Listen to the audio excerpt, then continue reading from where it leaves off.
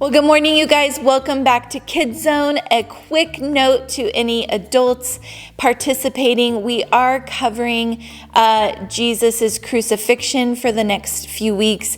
We just want to give you a heads up for that based on any younger kids you might have in the room. And so adjust accordingly if you need to.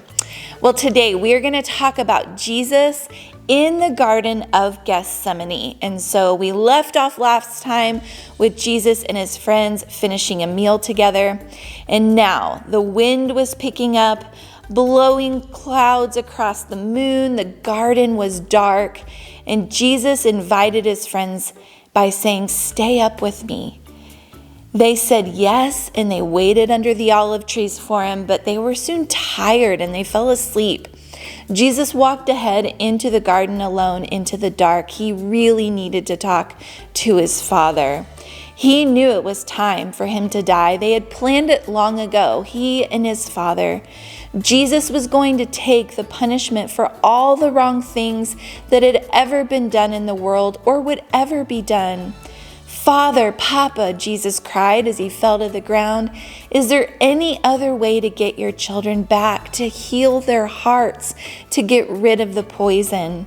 But Jesus knew there was no other way. God was going to pour into Jesus' heart all the sadness and brokenness in the world. He was going to pour into Jesus' body all the sickness that existed in the world, and Jesus was going to take the blame for everything that had ever gone wrong, and it would crush him. But there was something else, something even more horrible and hard. When people ran away from God, they lost God. It's what happened when they ran away. Being far from God often felt like punishment. Jesus was now going to take that punishment, and Jesus knew what that was going to mean. He was going to be separated, distanced from his Father, and it was going to break his heart in two. Jesus sobbed out and cried out to Jesus and said, "I trust you. Whatever you say, I will do." Well, suddenly through the trees, there was quiet whispers and muffled voices and clanking metal and the sound of boots marching, and Jesus stood up. He woke up his friends and said, "Now is the time. Everything that was written about me, what God has been telling his people all through the long years, it's coming true."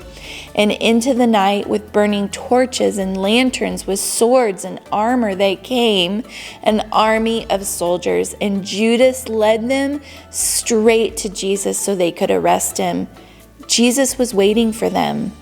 Peter leapt up and took a sword, and he tried to defend Jesus, and he ended up cutting off a guard's ear. Jesus immediately touched the guard and healed him, and he said, "Peter, this is not the way."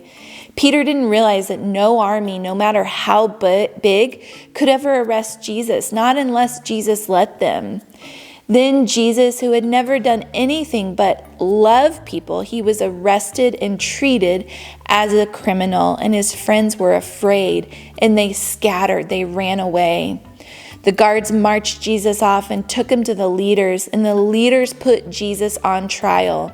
"Are you the Son of God?" they asked. "I am," he replied. "Who do you think you are to call yourself God? You must die for calling yourself the Son of God."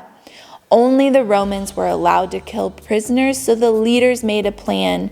"We'll tell the Romans that this man wants to be king, then they will crucify him." It was all a part of God's plan, and Jesus knew this. And he said, "This is the reason I was born into this world." Well, you guys, we're going to stop there, and we'll continue next week. But go ahead and take some time with the discussion questions.